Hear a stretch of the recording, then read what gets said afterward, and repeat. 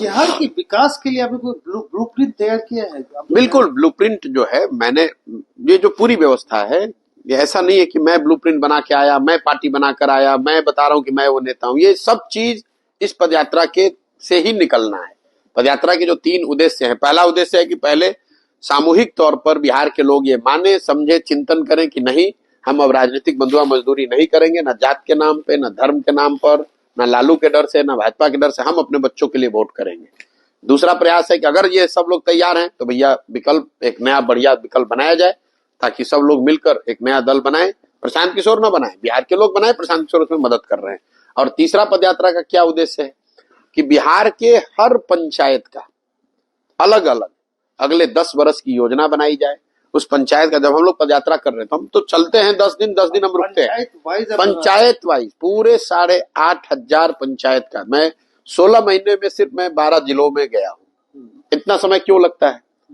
इतना समय इसलिए लगता है कि जितने दिन मैं चलता हूं, करीब करीब उतने ही दिन मैं जिले में रहता हूं।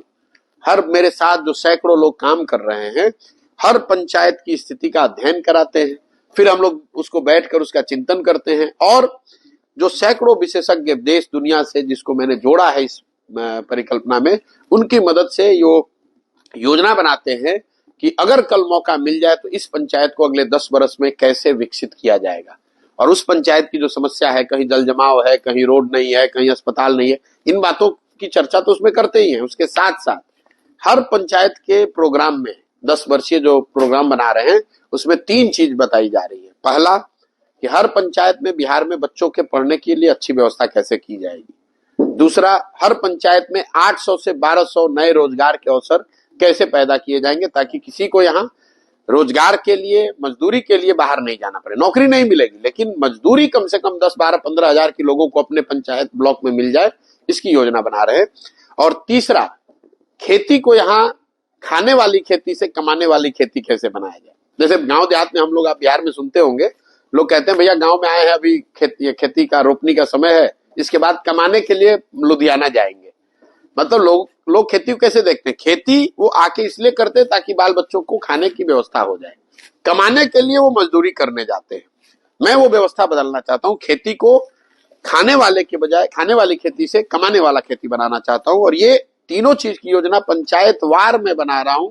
और जब ये दल जब भी बनेगा पदयात्रा खत्म होने के बाद, तो चुनाव के नजरिए से नहीं, ये सारे 8,500 पंचायतों का योजना पहले जारी करूंगा, ताकि आप बिहार की जनता ये देख पाए कि उनके पंचायत के विकास के लिए जन स्वराज की योजना क्या है। देखने समझने के बाद उसको ठीक लगे तो फिर वो वोट करे, उनके साथ जुड़े। 2025 में आप असेंबली में जाएंगे इलेक्शन में एज ए पॉलिटिकल पार्टी? मैं 2024, 2025, 26 नहीं देख रहा हूं। इस पदयात्रा का कोई समय, दिन, किलोमीटर नियत नहीं है। इसमें एक चीज फिक्स है कि हमें पूरे बिहार में जाना है। जिस दिन मैं कम से कम 2/3 से ज्यादा बिहार कर लूंगा, उसके बाद सब लोग मिलकर अगर तय करेंगे कि दल बनने का अब सही समय आ गया है, तो दल बना लिया जाएगा। और दल जब बनेगा तो उसके बाद स्वाभाविक तौर पर उसके बाद जो भी चुनाव होगा, वो चाहे मुखिया का चुनाव हो या असेंबली का चुनाव हो, उसको पूरी ताकत से लड़ा जाएगा।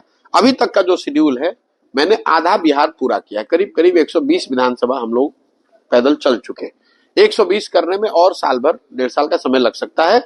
तो अगर असेंबली के चुनाव नियत समय पर हुए तो मेरा अपना मानना है कि उसके साल भर पहले ही ये प्रक्रिया पूरी हो गई होगी और दल बन गया होगा। और जब दल बनेगा तो निश्चित तौर पर 243 सीट लड़ेंगे। मैं इसलिए पूछ रहा हूँ कि एक्सपेक्टेशंस बिल्ड होते जा रहे हैं। अब लार्जर एक्सपेक्टेशन स्टेट वाइड तो मैं अभी घूमूंगा तो पता चलेगा, लेकिन आपकी टीम जो है, मैं देख रहा हूँ लड़के जॉब छोड़ के आ रहे हैं, इंजीनियर से छोड़ के आ गए, कहीं और कुछ तो मैं आंध्रा से देख रहा हूँ, आंध्रा यूपीएससी की तैयारी छोड़ के आ गए। अब इनका जो एक्सपेक्टेशन है आप में कि आप डिलीवर करेंगे। नहीं, आप तो 2-4 लोगों से मिल रहे हैं। मैं इस पूरी व्यवस्था में 1500 से ज्यादा लड़के और लड़कियां वो इसमें जुड़े हुए हैं, वॉलंटियर के तौर पे, फेलोज के तौर पे, पेड कॉलीग्स के तौर पे। तो ये सारे लोग जुड़े हुए हैं सीखने के लिए। बहुत सारे लोग इसलिए जुड़े हैं कि वो इस एक्सपेरिमेंट को ऐसा देख रहे हैं कि शायद इससे कुछ बड़ा निकल सकता है। बहुत सारे लोग यूपी बिहार के इसलिए जुड़े हैं कि वो बिहार यूपी में चीजों को बदलते हुए देखना चाहते हैं।